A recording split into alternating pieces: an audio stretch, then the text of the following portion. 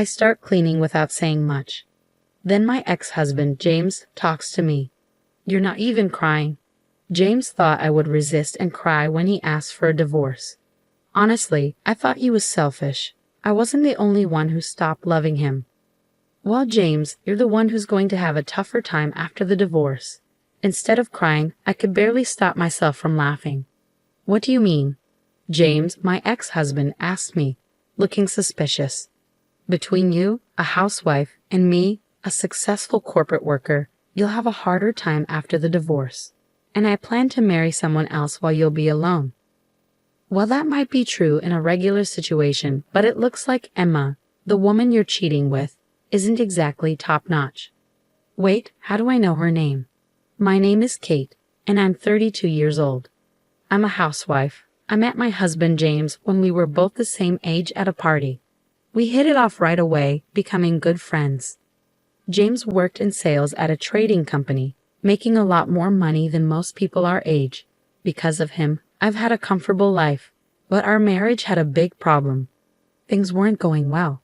It was a serious issue. We'd been married for 7 years already. At first, we were deeply in love, spending lots of time together and sharing meals, even when James was busy with work. But that love faded away. Take care. What about dinner? I don't need it. I'll eat out. You can go to bed first. I'll be home late. All right, got it. When we first got married, he used to say, eating together with you, Kate, is my greatest happiness. But now, it's normal for him to come home after midnight, finding me already asleep, and leaving for work without a proper talk in the morning. It's like being ignored by a teenager going through puberty. When these days became the norm, I noticed some changes in James. Did he always use this hair product? And now he has a whole bunch of skincare products and cologne. Before, he didn't care much about how he looked. He mostly wore suits and didn't have many casual clothes. But suddenly, he's buying expensive brand-name outfits. I wouldn't mind if he just decided to start caring more about his appearance. I always thought he should, but the reason for this change seems strange. Watching James closely, I started feeling suspicious. He began using his phone in secret, even taking it with him to the bathroom and shower. He used to leave it lying around, and I almost sat on it a few times, worrying I might damage it. Why has he suddenly changed so much? As James's behavior continued, my suspicions grew stronger. Was he cheating whenever he came home late? But I had no solid proof, just doubts. Despite the distance in our relationship, a part of me still wanted to believe in him. So the idea of my suspicions being true terrified me. I tried to act like everything was okay, hoping to improve our relationship. I tried to talk more and suggested going out together, but every time I reached out, I was met with indifference. I guess it's understandable. After 7 years of marriage, our relationship had been shaky for a while.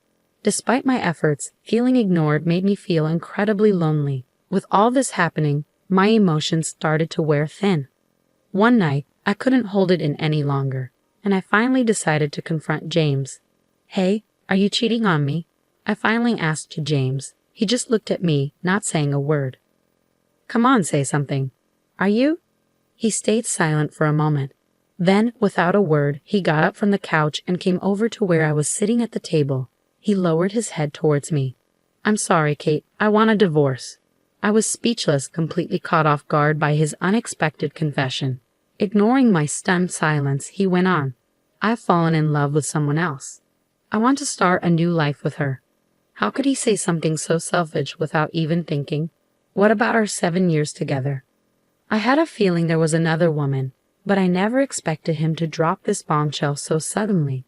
All my efforts to fix our relationship seemed pointless. Was the man I fell in love with really this heartless and selfish? When we first met, I thought he was the most amazing person in the world. I couldn't find the words to say, my mind swirling with these thoughts. Then my husband said something that made me doubt if I heard him right. The truth is, she's pregnant with my child. I want to be with her for our child's future. I felt like everything was spinning, like I was about to collapse. Everything around me seemed to turn white. We hadn't had a child in our 7 years together. We hadn't even been using protection. In fact, we had been actively trying to conceive and had sought infertility treatments. Despite our efforts, we couldn't have a child. Medical reports showed my husband had fertility issues, but he always expressed his desire for a child. So despite the challenges, we never stopped trying. I always did my best to meet his expectations. Lately, though, our relationship had lost its spark, and we stopped trying to conceive. It seems his decision to divorce was largely influenced by the fact that he was having a child with his mistress. I've always wanted a child, especially to show my mom her grandchild soon. You understand, right, Kate? So please, let's divorce. My mother-in-law had been seriously ill and hospitalized for the past 2 years. I understood his urgency to give her a grandchild. But to have a child with another woman instead of his wife, it was devastating.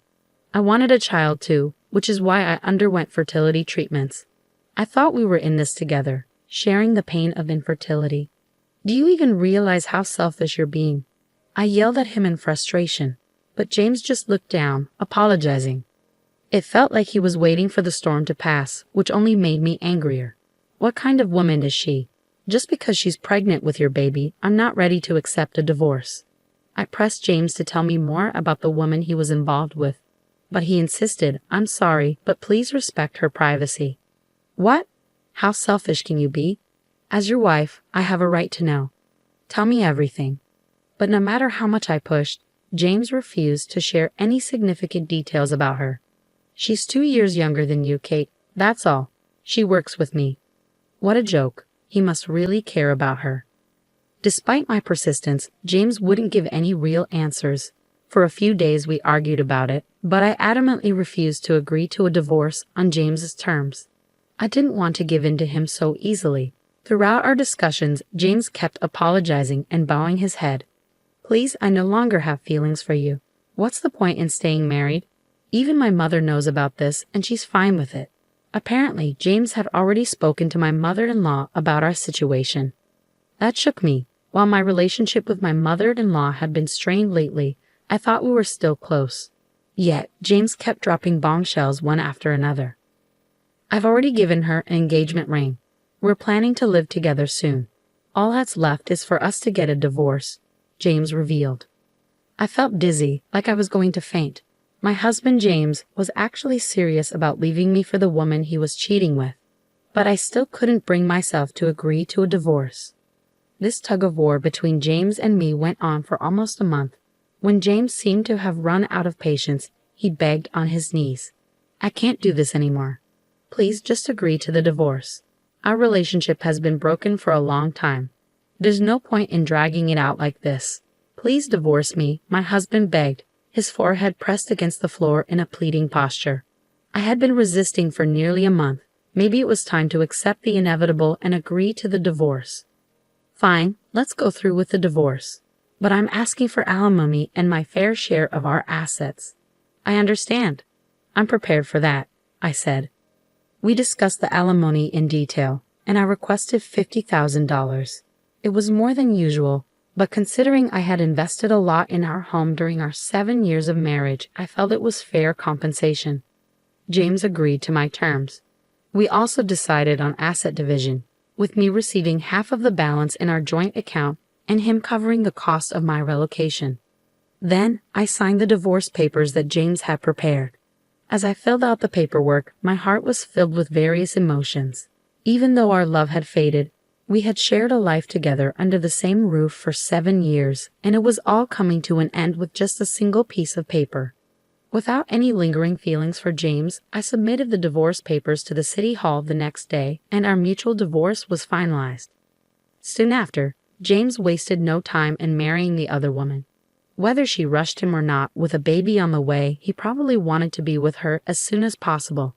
I was honestly taken aback by how quickly he moved on, especially considering I hadn't even finished sorting through our shared belongings in the apartment. Feeling the need to hurry and pack up my things, I went to the apartment we used to share. As luck would have it, our timing overlapped, and James was also there when I arrived. Without exchanging many words, I immediately started tidying up the space. James, my ex-husband, finally spoke up.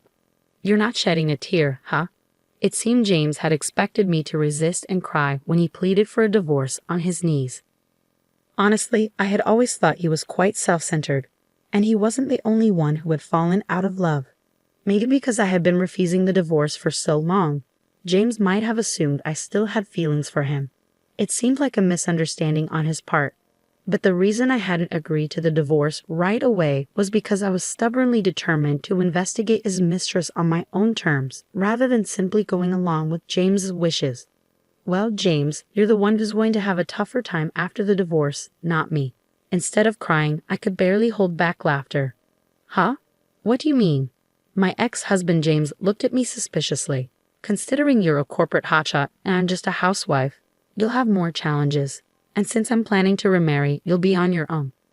Well, in a normal situation that might be true. But it seems like Emma, the woman you're cheating with, is quite trashy. Wait, how do you know her name?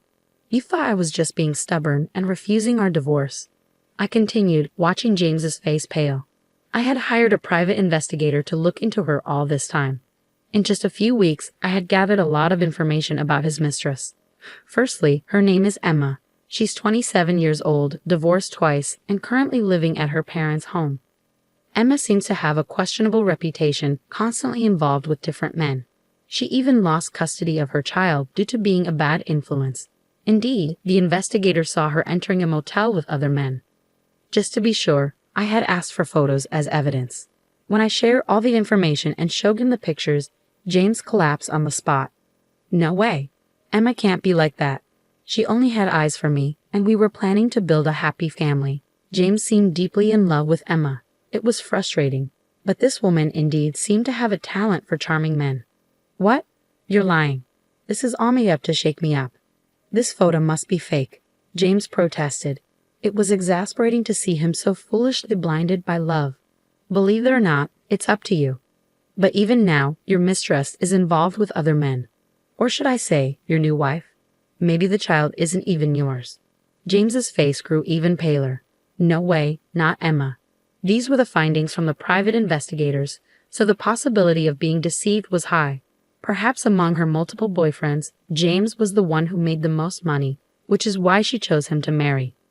Quite an honor, isn't it? Even if the child may not be biologically yours, you wanted a child anyway, so raise your child well. I delivered this final blow to James and left the apartment with my belongings. After a while, I received an email from him. He wanted to get back together. As I suspected, the child Emma had given birth to wasn't James's. When he confronted Emma, she retorted, I didn't know whose child it was until it was born. But since James was already married to Emma, legally he had to raise the child she gave birth to as his own. James had just been a money tree for her. As proof, when paying alimony to me, James had covered Emma's portion too. So, in total, he paid me $80,000. Furious, James confronted Emma, but she simply said, You seemed happy to serve me. Eventually, she left the child behind and disappeared. James called me, begging, You were right. I was deceived. I'm really sorry. I want to start over again. But I was just disgusted. You think I'm going to come back to you just because you're saying those things? You had an affair? That's a fact. You betrayed me. That's also a fact. You need to accept reality. I hung up the phone after that. Later, I heard from a mutual acquaintance that James handed over the child Emma left behind to her parents, telling them to take responsibility. Emma's parents responded, That's troublesome. You raised the child. But James stubbornly refused, saying, I have no obligation to raise a child that's not biologically mine. He submitted DNA test results to prove the child wasn't his and revoked his acknowledgement of the child. Emma's parents apparently didn't know the child wasn't James's. After they found Emma, they took her back home and are forcing her to raise the child in semi-captivity. They're keeping a close eye on her to prevent her from freely meeting other men. Meanwhile, even though my ex-husband James has cut all ties with Emma, he paid me $80,000 in alimony, including Emma's portion, which wiped out his savings. He's been demanding Emma repay the alimony he covered for her, but she doesn't seem to care and claims she can't pay back what she doesn't have. Sadly, James has become a divorced man with no savings, unable to focus on his work, and making many mistakes. Now he's been reassigned to a rural area with no chance of promotion, living a lonely life. On the other hand, I've moved back to my parents' house and am helping with their farming business. After a few years, I fell in love and married a local fisherman. We don't have children, but I'm happily spending every day with my husband, who is always kind to me.